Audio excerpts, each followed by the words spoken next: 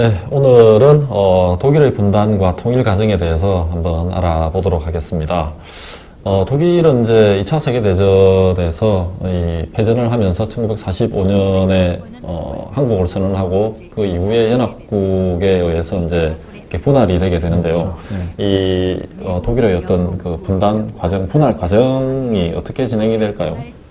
일단은 이제 우리가 지금 오늘 독일 분단하고 통일 과정을 살펴보는데 이야기를 먼저 하기 전에 독일 외에도 이제 분단을 경험한 국가가 두 국가가 더 있습니다. 대표적으로 베트남하고 예멘인데 어떻게 됐든 간에 독일과 베트남과 예멘은 지금 통일이 된 상태이고 유일하게 아직까지 분단 국가로 이 지구상에 남아있는 국가는 대한민국입니다. 이제 좀 독일의 이제 분단과 분단 과정을 이제 살펴보면 일단은 이제 분단이 된 건 이제 전쟁에 대한 이제 대가를 치르게 되는 거죠. 그렇죠. 예, 전쟁의 어떤 패배 결과로 이렇게 나타나는데 처음에는 이제 그림이 올라올 건데 처음에는 이제 미국, 소련, 프랑스, 영국이 이제 분할 점령을 하기로 이제 합의를 하게 됩니다. 예, 왜 이렇게 분할 점령을 하려고 하냐면 이렇게 갈기갈기 찢어놔 버리면 이들이 이제 통합하기가 쉽지가 않고 또 그렇게 되다 보면 앞으로 이제 다시 한 번 더 전쟁을 일으킬 가능성이 거의 희박하기 때문에 이렇게 분할을 해가지고 전쟁 능력 회복을 원천적으로 봉쇄하기 위해서 이런 걸 이제 시도를 하게 되죠. 그러다가 이제 이 네 분할에서 이제 2분할로 나눠집니다. 동쪽 지역은 동구 공산 진영, 서쪽 지역은 이제 서구 자유 진영에 이제 이런 잣대로 이제 갈라지게 됩니다. 자, 그러면 이제 우리가 알기로 이 베를린이라는 어떤 독일의 수도가 동독의 어떤 중앙에 있는 것으로 알고 있는데. 그렇죠. 근데 이 베를린 같은 경우도 지금 이제 어떻게 보면 이분할이 되는 과정에서 자유진영과 공산진영으로 분할이 되지 않습니까? 이게 독특하죠. 그러니까 좀 쉽게 설명하자면 평양에 반을 쫙 쪼개놨을 때 북쪽은 북평양, 남쪽은 남평양 이런 식으로 북평양은 북한이 실질적으로 관리를 하게 되는 거고 남쪽 지역의 남평양은 이제 우리 대한민국이 관리를 하는 그런 이제 개연 현상을 보이게 되는 거죠. 자, 이렇게 이제 이 독일이 이분할이 되고 난 이후에 동독 정권이 붕괴를 하게 됩니다. 그리고 붕괴를 하게 되면서 이 통일 독일이 완성이 되게 되는데 동독 정권의 붕괴 과정은 어떤 상황으로 전개가 되게 되나요?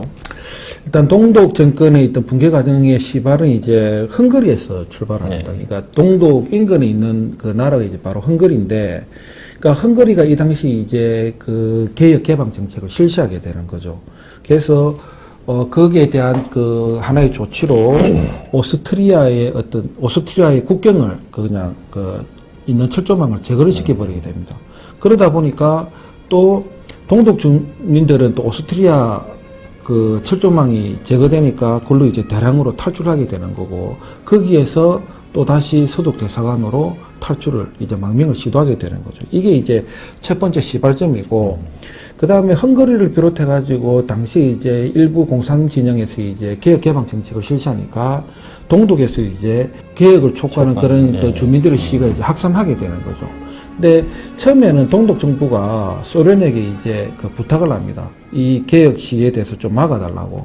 그러나 소련 역시도 당시 이제 개혁 개방에 물꼬가 분위기 조짐이 있었고, 그래서 소련도 유혈 진압을 이제 반대를 하게 되는 거죠. 그러니까 이제 이러한 불가피한 상황이 이제 동독 정부가 놓이게 되자 동독 정부도 이제 당시 이제 동독 국민들을 이제 동독 주민들을 좀 진정시키기 위해서 어떠한 조치를 내리냐면 구 인사는 이제 물러나게 하고 그 다음에 개혁을 이끌 수 있는 그러한 중심 인물들로 이제 앞을 내세우게 되는 거죠. 그럼에도 불구하고 이 동독 주민들의 시위는 이제 확산이 계속해서 일어났고요. 무엇보다 이제 결정적인 게 샤보보스키라는 공보 담당의 정치 국원의 이제 실언 때문에 크게 이제 큰 파장을 안 맞게 되는데요. 이 사람이 뭐라고 얘기했냐면 여행 자유와 계획 설명 기자회견에서 누구나 지금부터 서독 여행을 할 수 있다라고 이렇게 실언을 해버리게 됩니다.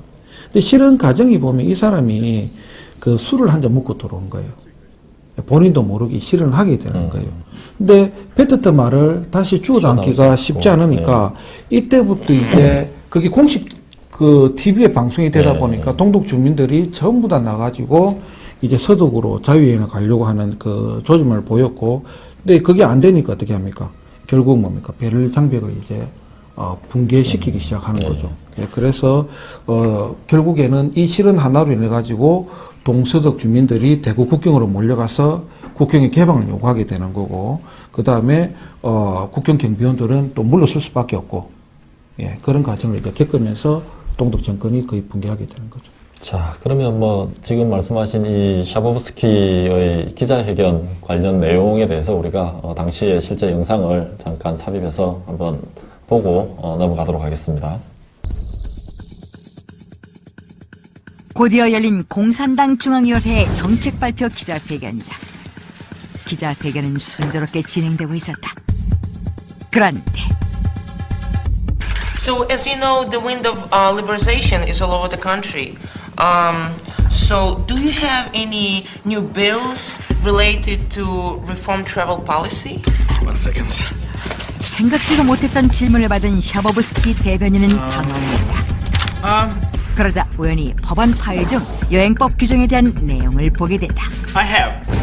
바로 이 순간 샤보브스키 대변인은 되돌릴 수 없는 실수를 하고 말았다. For the Eastern Germans had to pass other countries in order to visit Western Germany.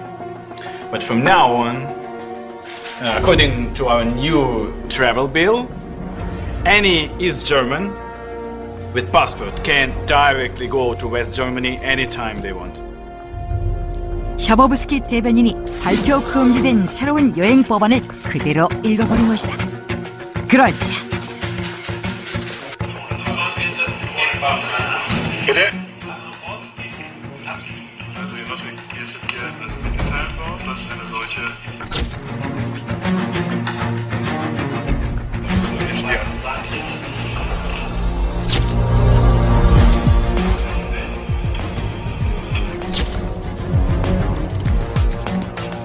새로운 여행 법 규정에 대해 잘 알지 못했던 샤보브스키는 기자들이 여행 법안에 대해 집중적으로 질문을 쏟아내자 당황했다. Was wird mit dem Berliner Mauer jetzt geschehen?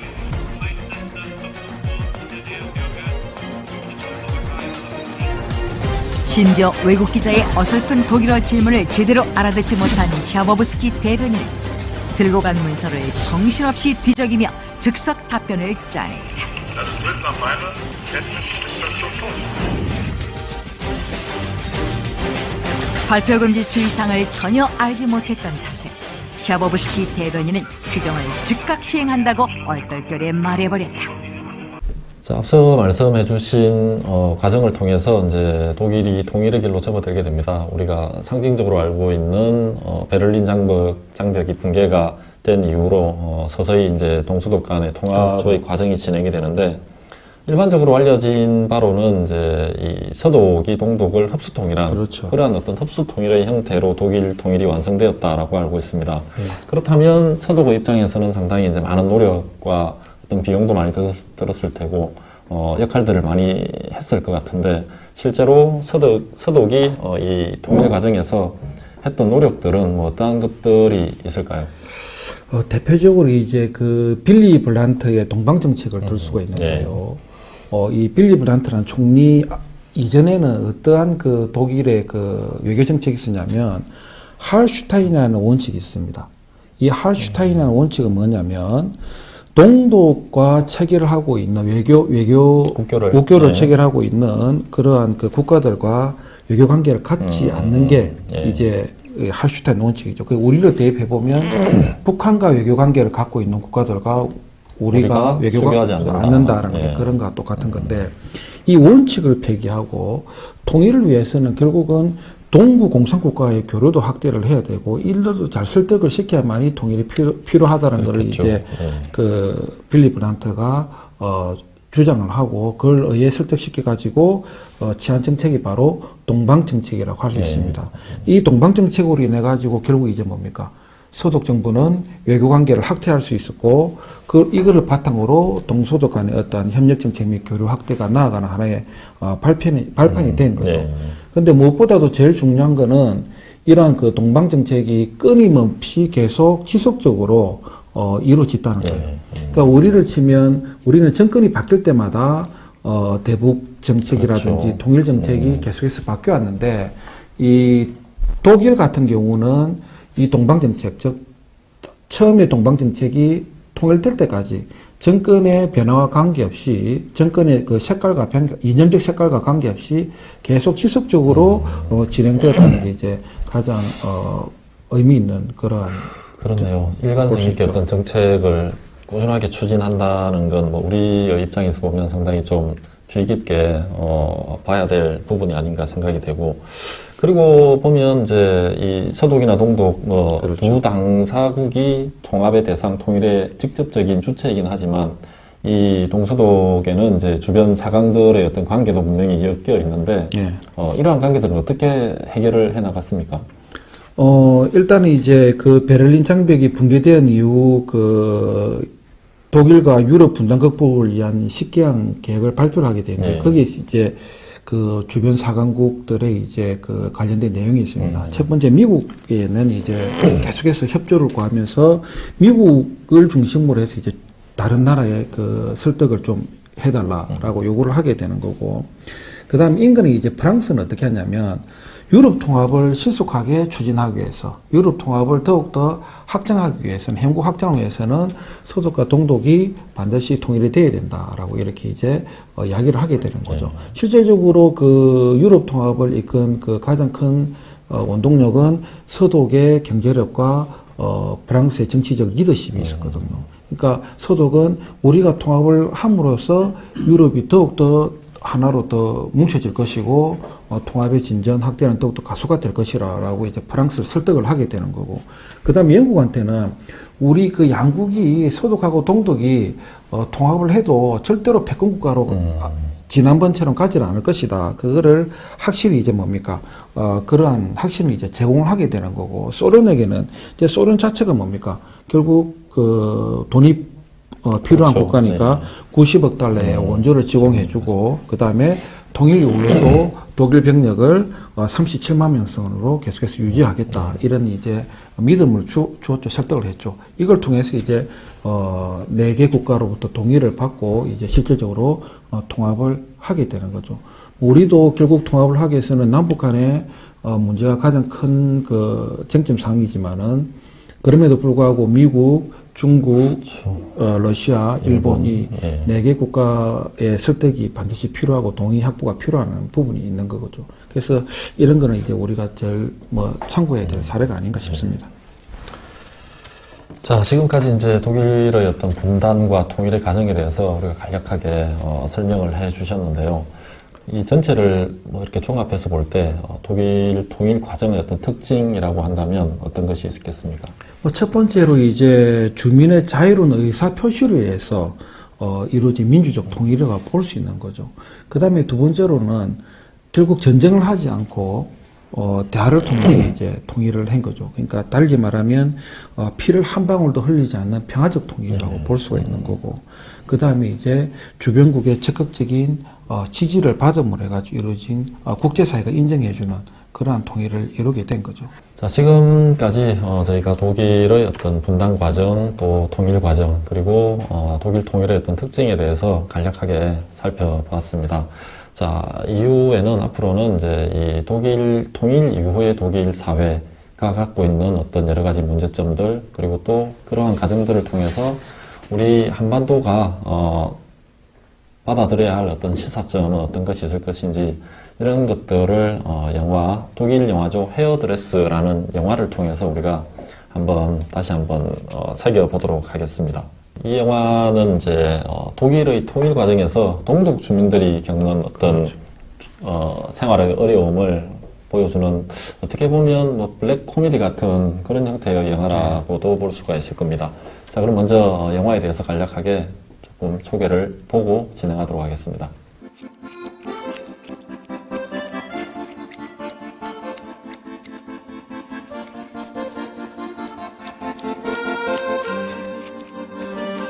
Aber ich möchte gerne eine Dauerwelle. Dauerwelle und den auch noch färben. Nee, wirklich, da können Sie sich auf den Kopf stellen. Also ich möchte gerne eine Warte Dauerwelle. mal, ich zeig Ihnen mal was, ja?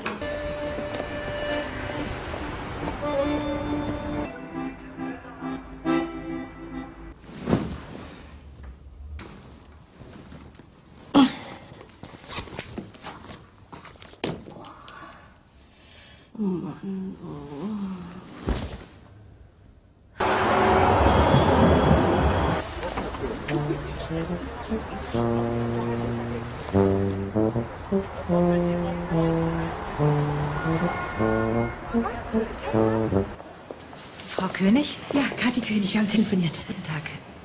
Tja, ja. So, meine Unterlagen vom Kindergarten an. Nee, das stimmt nicht. Also hier, das ist Abschlusszeugnis, Meisterbrief, Berufsschule, alles dabei. Wenn Sie sonst noch was brauchen, aber Sie meinen ja, das ist pro forma. Wieso, ist was mit der Stelle? Ja, die Stelle, mit der Stelle hat sich was geändert. Ist sie weg? Nein, weg in dem Sinne nicht, aber... Na, dann ist ja gut, wissen Sie. Die Stelle, die will ich nämlich unbedingt haben. Die würde ich auch verteidigen mit Zähnen und Klauen und all dem Zeug. Bitte. Darf ich offen sein? Klar, da steht drauf. Ich kann Sie nicht einstellen. Ja, wieso nicht? Kicken Sie mal. Hier, das ist alles Palette hier. Alles einzeln außer im Betragen. Wissen Sie, unser Beruf, der Friseurberuf, ist ja ein ästhetischer. Ja. Und Sie sind nicht ästhetisch. Also, wegen der Arbeitsbekleidung hier, wegen der Weste, da habe ich mir schon was überlegt. Hier, ich kann das selber schneidern, so ein Ding. Da passe ich dann drin. Das ist Spezialanfertigung sozusagen. Es liegt nicht an der Weste. Auf Wiedersehen. Danke fürs Kommen.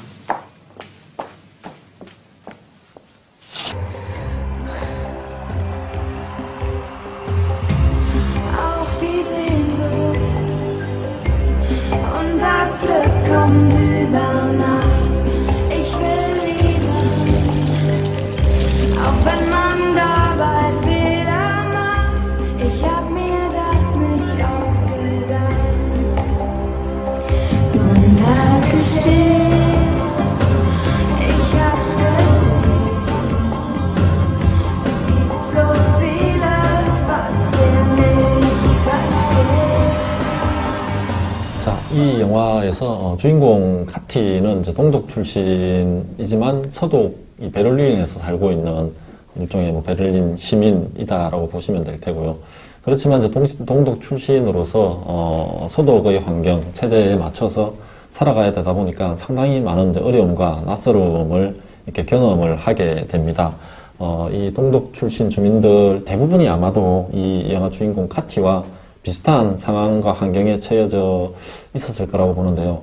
우리가 이제 이 영화의 주요 장면들, 몇 장면들을 통해서 과연 어떤 어려움들과 환경적인 문제들을 안고 동독 주민들이 이 통일 과정에서 생활하게 되는지를 한번 살펴보도록 하겠습니다. 자, 첫 번째 주요 장면은 주인공 카티가 이 통일된 독일에서 생활을 하면서 구서독의 법규와 어떤 그 규정들에 적응하지 못하면서 발생하는 에피소드들에 대한 내용입니다.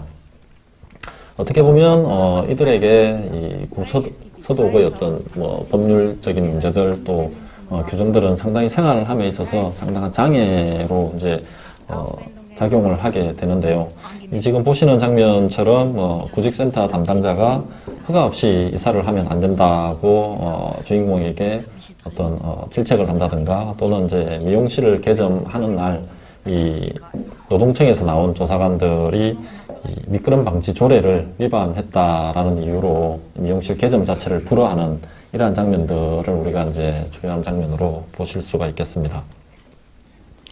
그러니까 여기서 노는 이제 장면을 쭉 보시면 주인공 카티가 매우 좀 긍정적인 인물이고 늘 잘 될 것이라는 그런 이제 생각 속에 이제 움직이는데 그렇다 보니까 여기에 대해서 좀 덜 민감하게 반응하는 거지 만일에 실제 어떠한 그 사람이 이런 그 난간에 봉착했을 때 굉장히 이제 뭐 짜증스럽고 힘들어하지 않았겠느냐 이런 생각을 해보거든요. 결국 이러한 장면이 이제 계속해서 나오게 되는 거는 실질적으로 이제 서독하고 동독이 통합을 했는데 그 통합을 이제 쭉 보니까 서독 중심으로 이제 통합이 된 거죠. 그렇죠. 예, 법 체계 자체가 이제 서독 중심으로 운영되다 보니까 여기에 잘 적응하지 못한 또 잘 이해하지 못한 동독 주민들이 이제 실수가 계속해서 이어지게 되는 거고 그러다 보니까 웃지 못할 이런 에피소드 이런 게 이제 발생하게 되는 건데 어떻게 보면 이러한 것들이 아무렇게 뭐 지금 영화 속에서는 좀 가볍게 이렇게 넘어가고 있지만은 실제적으로 봤을 때는 내 먹거리와 그 다음 내 삶과 직접적인 연관이 있는 부분이기 때문에 그 하나의 큰 장벽으로 이제 동독 주민들에게는 와닿을 수가 있는 부분이죠. 근데 실제로 이제 뭐 이러한 그 장면들을 통해서 우리가 생각해 볼 수 있는 부분은 이 동독과 서독 주민들 간의 어떤 그 괴리감이 상당히 그렇죠. 아직까지도 잔존하고 있다라는 것이고 동독 주민들의 입장에서는 자신들이 수십 년 동안 이렇게 간섭적으로 행동해오던 어떤 그 패턴들을 어느 순간 하루아침에 이 구서독의 패턴으로 맞춰가기가, 적응해 나가기가 상당히 이제 어려울 수밖에 없었다라고 이제 볼 수가 있을 것이고요. 결국 우리 그 남북한도 마찬가지입니다. 결국은 어떻게 되었든 간에 그 통일이 되었을 때 남한 중심의 통일이 될 가능성이 제일 큰데 그렇죠. 이렇게 통일이 됐을 때 지금 우리가 분단이 된 지 이제 70년이 넘었거든요. 거기에서 벌써 온 그 상위성, 그렇죠. 살아온 예, 그 삶의 차이가, 패턴이 예. 다 다르기 때문에 북쪽 저 주민들도 굉장히 그 곤혹함과 뭐 좀 당황스러움이 아마 계속해서 우리 통일 이후에도 연출되지 않을까 뭐 그런 생각을 해볼 수가 있습니다. 예.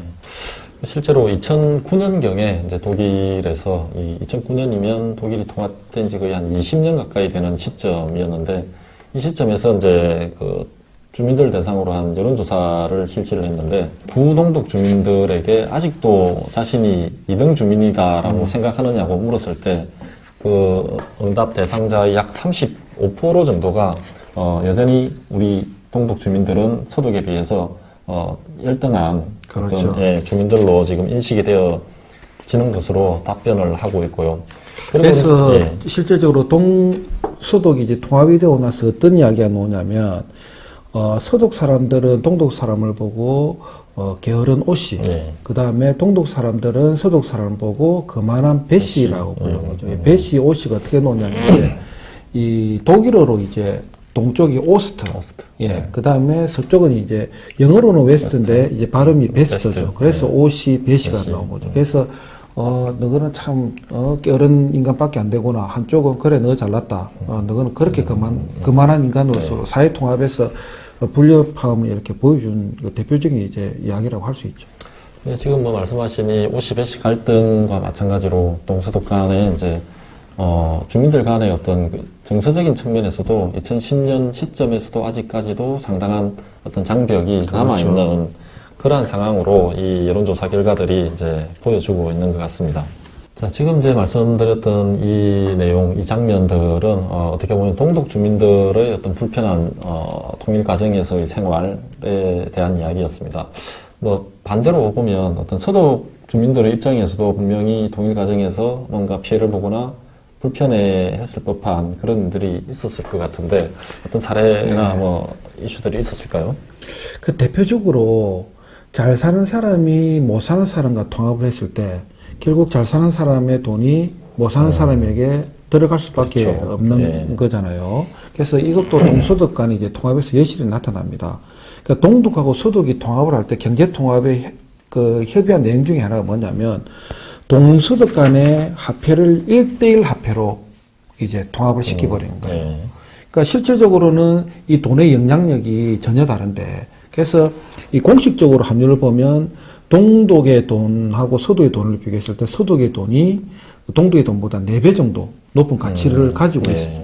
근데 이거는 이제 공식적인 거고 실제 암시장에서는 어느 정도냐면 서독 돈이 10배 정도 더 가치가 높은 거죠.